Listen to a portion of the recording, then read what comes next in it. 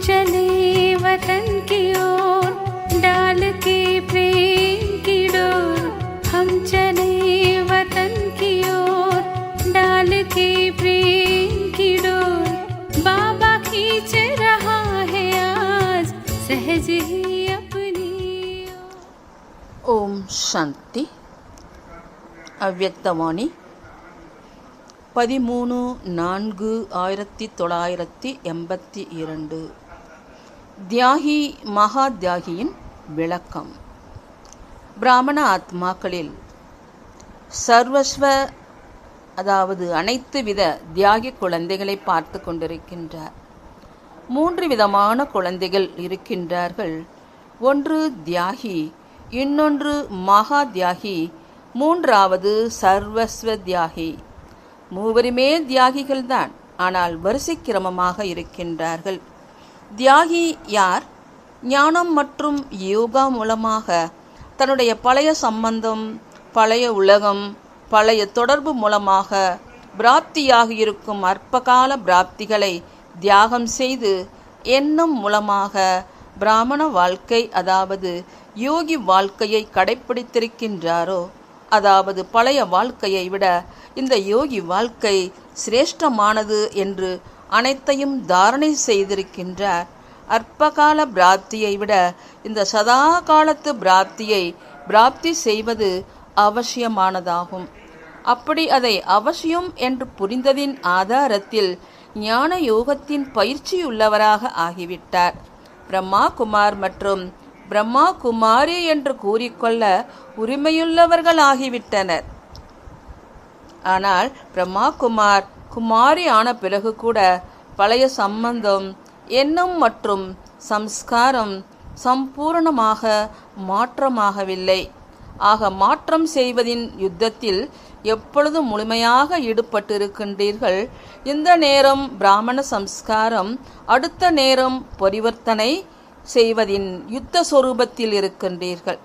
இந்த நிலையைத்தான் தியாகி ஆகியிருக்கிறீர்கள், ஆனால் சம்பூர்ண பரிவர்த்தனை செய்யவில்லை என்று கூறுவது.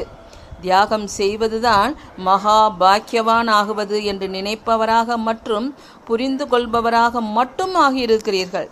செய்வதற்கான தைரியம் குறைவாக இருக்கின்றது. அலட்சியத்தின் சம்ஸ்காரம் அடிக்கடி வெளிப்படுவதினால் தியாகத்தின் கூடவே ஓய்வு விரும்பியாகவும் ஆகிவிடுகின்றார்கள். புரிந்து கொள்ளவும் செய்கிறார்கள். இந்த வாழ்க்கையில் இருந்து கொண்டும் இருக்கிறார்கள், முயற்சியும் செய்கிறார்கள். பிராமண வாழ்க்கையை விடவும் முடியாது, பிராமணனாகத்தான் இருக்க வேண்டும் என்ற இந்த எண்ணமும் உறுதியாக இருக்கின்றது. மாயா மற்றும் மாயாவி உறவினர்கள் பழைய வாழ்க்கையில் வருவதற்கான தன்பக்கம் கவர்ந்து இழுக்கவும் செய்தாலும் பிராமண வாழ்க்கைதான் உயர்ந்தது என்ற இந்த எண்ணத்தில் உறுதியாக இருக்கின்றார்கள். இதில் உறுதியான நிச்சய புத்தி உடையவர்களாக இருக்கின்றார்கள். ஆனால் சம்பூர்ண தியாகி ஆகுவதற்காக 2 விதமான தடை முன்னேற விடுவதில்லை. அது எது? ஒன்று, எப்பொழுதும் தைரியம் வைக்க முடிவதில்லை, அதாவது தடைகளை எதிர்நோக்குவதற்கான சக்தி குறைவாக இருக்கின்றது. இரண்டாவது, அலட்சியத்தின் சொரூபமாக ஓய்வு விரும்பியாக ஆகி நடந்து கொள்வது. படிப்பு, நினைவு, தாரணை மற்றும் சேவை, அப்படி அனைத்து பாடங்களையும் செய்து கொண்டிருக்கிறோம். ஆனால் மிகவும் நிதானமாக சம்பூர்ண பரிவர்த்தனை செய்வதால் ஆயுதம் தரித்த சக்தி சொரூபத்தில் குறை ஏற்பட்டு விடுகிறது. அன்பு வைத்திருப்பவர்தான், ஆனால் சக்தி சொரூபமாக இல்லை. மாஸ்டர் சர்வசக்திவான் சொரூபத்தில் நிலைத்திருக்க முடிவதில்லை. எனவே மகா தியாகி ஆக முடியாது. இவர்கள்தான் தியாகி ஆத்மாக்கள். மகா தியாகி எப்பொழுதும் சம்பந்தம், எண்ணம் மற்றும் சம்ஸ்காரம் அனைத்தையும் பரிவர்த்தனை செய்வதற்கு எப்பொழுதும் தைரியம் மற்றும் உற்சாகத்தில் இருப்பார்கள். பழைய உலகம் மற்றும் பழைய சம்பந்தத்திலிருந்து எப்பொழுதும் விலகி இருப்பார். மகா தியாகி ஆத்மாக்கள் எப்பொழுதும் இந்த பழைய உலகம் மற்றும் உறவினர்கள் ஏற்கனவே இறந்துவிட்டார்கள் என்று அனுபவம் செய்வார்கள். இதற்காக யுத்தம் செய்ய வேண்டியதாக இருக்காது. எப்பொழுதும் அன்பானவராக, சகயோகி, சேவாதாரி, சக்தி சொரூபத்தின் நிலையில் நிலைத்திருப்பார்கள். மிச்சம் வேறு என்ன இருந்து விடுகிறது? மகா தியாகியின் பலன் சொரூபமாக, தியாகத்தின் பாக்கியமாக இருக்கும் மகா ஞானி, மகா யோகி, சிரேஷ்ட சேவாதாரி ஆகிவிடுகிறார்கள். இந்த பாக்கியத்தின் அதிகாரத்தை அங்கங்கே தவறான போதையின் ரூபத்தில் உபயோகப்படுத்தி விடுகிறார்கள். கடந்த கால வாழ்க்கையின் சம்பூர்ண தியாகம் இருக்கிறது. ஆனால் தியாகத்திலும் தியாகம் இல்லை. இரும்பு சங்கிலிகளை துண்டித்து விட்டார்கள். இரும்பு காலத்திலிருந்து பொற்காலமாகவோ ஆகிவிட்டார். ஆனால் சில நேரங்களில் பரிவர்த்தனை இந்த இனிமையான வாழ்க்கையின் தங்கச் சங்கிலிகளினால் பிணைக்கப்பட்டு விடுகின்றன. இந்த தங்கச் சங்கிலிகள் எவை? நான் மற்றும் என்னுடையது. நான் நல்ல ஞானி, நான் ஞானஸ்வரூப ஆத்மா, யோகஸ்வரூப ஆத்மா. இந்த தங்கச் சங்கிலிகள் சில நேரம் பந்தனத்திலிருந்து விடுபட்டவராக ஆக விடுவதில்லை. 3 விதமான குடும்பம் இருக்கிறது. ஒன்று உலகியல் குடும்பம் மற்றும் வேலை, தொழிலின் குடும்பம். 2வது தன்னுடைய உடல் என்ற குடும்பம். 3வது சேவை என்ற குடும்பம். தியாகியாக இருப்பவர் உலகத்து குடும்பத்திலிருந்து விடுபட்டு விட்டார். ஆனால் உடல் என்ற குடும்பம், அதாவது தன்னைத்தானே நடத்துவிப்பதில் மற்றும் உருவாக்குவதிலேயே ஈடுபட்டு கொண்டிருப்பது மற்றும் தேக உணர்வின் சுபாவத்திற்கு வசமாவது. மேலும் அந்த சுபாவத்தின் காரணமாகத்தான் அடிக்கடி தைரியமற்றவர் ஆகிவிடுகின்றார். புரிந்து கொள்ளவும் செய்கிறார்கள், விரும்பவும் செய்கிறார்கள். ஆனால் அவர்களே கூறுகின்றார்கள், இது என்னுடைய நேச்சர் என்று. இதுவும் தேக உணர்வின், தேகத்தின் குடும்பம். இதில் சக்தி சொரூபமாக இருக்க வேண்டும். மேலும் இந்த குடும்பத்திலிருந்தும் விலகிவிட வேண்டும் என்பதை அவர்களால் செய்ய முடிவதில்லை. இது தியாகியின் விஷயத்தை கூறினோம். ஆனால் மகா தியாகி உலகத்து குடும்பம் மற்றும் தேகத்தின் குடும்பம் இரண்டிலிருந்தும் விலகிவிடுகின்றார். ஆனால் சேவை என்ற குடும்பத்தில் சில நேரம் விலகுவதற்கு பதிலாக மாட்டிக்கொள்கின்றார். அந்த மாதிரி ஆத்மாக்களுக்கு தன்னுடைய தேக உணர்வும் தொந்தரவு செய்வதில்லை. ஏனென்றால் இரவு பகலாக சேவையில் மூழ்கியிருக்கின்றார். தேகத்தின் குடும்பத்திலிருந்தோ விலகிவிடுகின்றார். இந்த இரண்டின் தியாகத்தின் பாக்கியமாக ஞானி மற்றும் யோகி ஆகிவிட்டார். சக்திகளின் பிராப்தி, குணங்களின் பிராப்தி ஆகிவிட்டது. பிராமண பரிவாரத்தில் பிரசித்தி பெற்ற ஆத்மாக்கள் ஆகிவிட்டனர்.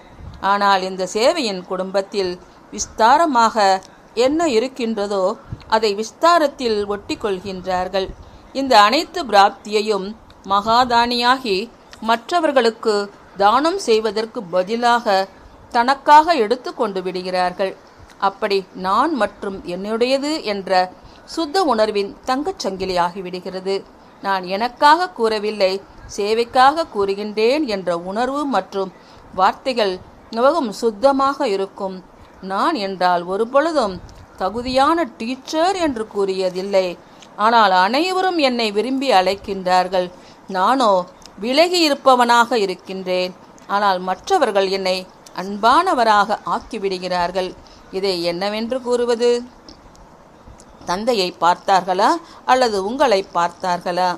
உங்களுடைய ஞானம் நன்றாக இருக்கிறது, நீங்கள் சேவை செய்யும் முறை நன்றாக இருக்கிறது என்று பிடித்திருக்கிறது என்றால் தந்தை எங்கே சென்று விட்டார்? தந்தையை பரந்தாம் நிவாசியாக ஆக்கிவிட்டார்கள். இந்த பாக்கியத்தையும் தியாகம் செய்ய வேண்டும். அதாவது நீங்கள் தென்படக்கூடாது, தந்தை தென்பட வேண்டும். மகான் ஆத்மா மேல் அன்பு வைத்திருப்பவர்களாக ஆகாதீர்கள், பரமாத்மா மேல் அன்புடையவர்களாக ஆக்குங்கள். இதைத்தான் மற்ற குடும்பங்களை கடந்து வந்து இந்த கடைசி குடும்பத்தில் அனைத்தையும் தியாகம் செய்தவர் ஆகுவதில்லை என்று கூறுவது. அப்படி மகாபாக்கியம் நிறைந்தவராகவே ஆகியிருக்கின்றார். ஆனால் அனைத்தையும் தியாகம் செய்தவராக ஆகவில்லை. அப்படி 2ஆம் நபரின் மகா தியாகியை பற்றி கேட்டீர்களா? இன்னும் இருப்பது அனைத்தும் தியாகம் செய்தவர் பற்றி. இதான் தியாக படிப்பின் இறுதி முழுமையான பாடம், இறுதி பாடமாக இருக்கிறது. அதை பின்பு கூறுவோம். ஏனென்றால் 83இல் மகா யஜ்ஞம் என்ன செய்து கொண்டிருக்கிறீர்கள், மேலும் மகான் ஸ்தானத்தில் செய்து கொண்டிருக்கிறீர்கள் என்றால் அனைவரும் கொஞ்சமாவது ஆகுருதி போடுவார்கள் இல்லையா? அல்லது ஹால் கட்டுவதற்கான ஏற்பாடு மட்டும் செய்வீர்களா? மற்றவர்களுக்கு சேவையோ செய்வீர்கள். தந்தையின் பிரத்யட்சத்தின் ஓசை நாலாபுறங்களிலும் நன்றாக ஒலிப்பதற்காக பெரிய பெரிய மைக்குகளையும் அழைத்து வருவீர்கள். இந்த திட்டத்தை தீட்டியிருக்கிறீர்கள் இல்லையா? ஆனால் தந்தை தனியாக பிரத்யட்சம் ஆவாரா அல்லது சிவசக்தி இருவர்களும் பிரத்யட்சம் ஆவார்களா? சக்தி சேனை என்றால் ஆண் பெண் இருவருமே வந்து விடுகிறார்கள். தந்தை குழந்தைகளுடன் சேர்ந்து பிரத்யட்சம் ஆவார். அப்படி மைக் மூலம் செய்தியை நன்றாக ஒலிக்கச் செய்வது பற்றியோ யோசித்திருக்கிறீர்கள்? ஆனால் உலகில் செய்தி பரவிவிடும். மேலும் பிரத்யட்சத்தின் திரையும் அகற்றப்பட்டுவிடும். ஆனால் பிரத்யட்சம் ஆகக்கூடிய மூர்த்திகளும் சம்பன்னமாக இருக்க வேண்டும் இல்லையா? அல்லது திரை அகன்று விட்டது, சிலர் தயாராகி கொண்டிருக்கிறார், சிலர் உட்கார்ந்திருக்கிறார்கள். அந்த மாதிரி காட்சியோ காண்பிக்க வேண்டாம் இல்லையா? சிலர் சக்தி சுரூப கேடயத்தை பிடித்திருக்கிறார்கள், சிலர் வாளை பிடித்திருக்கிறார்கள். அந்த மாதிரி புகைப்படமோ எடுக்க வேண்டாம் இல்லையா? எனவே என்ன செய்ய வேண்டும்? சம்பூர்ண சுவாகா செய்ய வேண்டும். இதற்காகவும் நிகழ்ச்சி தயாரிக்க வேண்டும் இல்லையா? அப்படி மகா யஜ்ஞத்தில் தங்கச் சங்கிலிகளையும் சுவாகா செய்துவிட வேண்டும். ஆனால் அதற்கு முன்பு இப்போதிருந்தே பயிற்சி வேண்டும். 83 செய்ய வேண்டும் என்று அப்படி இல்லை. எப்படி நீங்கள் முதலில் சேவாதாரியாகவோ முன்பே ஆகிவிடுகிறீர்கள். மேலும் சம்பன்னம் நிகழ்ச்சி பிறகு நடக்கும். இவை அனைத்தையும் சுவாகா செய்யும் நிகழ்ச்சியும் 83 செய்ய வேண்டும். ஆனால் நீண்ட காலத்து பயிற்சி வேண்டும். புரிந்ததா? நல்லது. அந்த மாதிரி எப்பொழுதும் தந்தைக்கு சமமாக அனைத்தையும் தியாகம் செய்த, எப்பொழுதும் பிரம்மா பாபாவிற்கு சமமாக பிராப்தியாக இருக்கும், பாக்கியத்தையும் அளவற்று தானம் செய்யும், அந்த மாதிரி எப்பொழுதும் தந்தைக்கு உண்மையான கட்டளைப்படி மற்றும் தந்தையை பின்பற்றி நடக்கும் சிரேஷ்ட ஆத்மாக்களுக்கு பாப் தாதாவின் அன்பு நினைவுகள் மற்றும் நமஸ்காரம். வரதானம்: எப்பொழுதும் அனைத்து பிராப்திகளின் நினைவு மூலமாக யாசிக்கும் சம்ஸ்காரங்களிலிருந்து விடுபட்டு இருக்கக்கூடிய சம்பன்னம் மற்றும் நிரம்பியவராகுங்கள். ஒரு நிரம்பிய நிலை வெளிமுகமானது, ஸ்தூல பொருட்களால் சாதனங்களால் நிரம்பிய நிலை. ஆனால் இன்னொன்று மனதின் நிரம்பிய நிலை. யார் மனதால் நிரம்பி இருக்கின்றாரோ அவரிடம் ஸ்தூல பொருட்கள் சாதனங்கள் இல்லாவிட்டாலும் மனம் நிரம்பி இருக்கும் காரணத்திலார் அவர் தன்னிடம் குறையை அனுபவம் செய்ய மாட்டார். அனைத்தையும் அடைந்து விட்டோம் என்ற இந்த பாடலைத்தான் எப்பொழுதும் பாடிக்கொண்டே இருப்பார். அவரிடம் யாசிக்கும் சம்ஸ்காரம் அம்சம் மாத்திரம் கூட இருக்காது. ஸ்லோகன்: தூய்மை அந்த மாதிரியான அக்னி, அதில் அனைத்து தீயவைகளும் எரிந்து சாம்பலாகி விடுகின்றன. ஓம் சாந்தி. तुम बच्चों को तो सर्विस करनी है, जो बाबा कहते हैं सबको ये बताओ कि देखो तुम्हारा एम एंड ऑब्जेक्ट ये है, एक गीता है बगैर, ये राजयोग है ना बच्चे। कैसे है राजयोग? बिल्कुल सहज है कि बाप को याद करो तो ये वैसा मिलेगा तुमको।